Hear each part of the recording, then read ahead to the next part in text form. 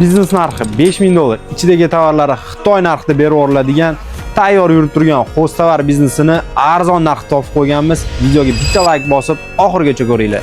Bilasizlar akalar, xo'stovar biznesi o'lmaydigan biznes. Qishda ham, yozda ham ketaveradi. Tovarlari turgan sari narxi ko'tariladi, tushmaydi. Bu joy ochilganiga 3 yil bo'libdi. Shuni hisobiga o'zini klientskiy bazasi ham yetarli. Ko'rib turganlaringdek, vitrinada tovarlar to'ldirib qo'yilgan. Kelib, savdoni yurgizib, soqqani bossanglar bo'ldi. Joy kvadrati 70 kvadrat, tashqarida yana 20 kvadrat qo'shimchasiga bor. Tovar olib chiqib qo'yib qo'ysanglar bo'ladi. Rishotka bilan o'ralgan va kadastr dokumentlari tayyor. Yo'l yuzida joylashgan. Ko'rib turganlaringdek, mebellari, vitrinalari, hamma narsasi tayyor qilib qo'yilgan.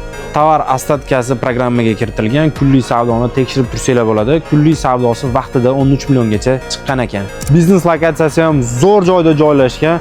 Novomoskovskiy, Floryani shundoq yonida joylashgan. Xo'p, biznes narxiga kelsak, 3 yillik mehnat, mebel texnikalariga 20 ming dollarga yaqin rasxod ketgan ekan. Bunga 5 ming dollar bersanglar bo'ladi. Tovar ostatkasi olinadi, taxminan 30 ming dollarga yaqin tovarlari bor ekan. Joy arendasiga kelsak, oylik to'lov 1000 dollar. Pastdagi nomerlarga aloqaga chiqib, gaplashib olsanglar bo'ladi.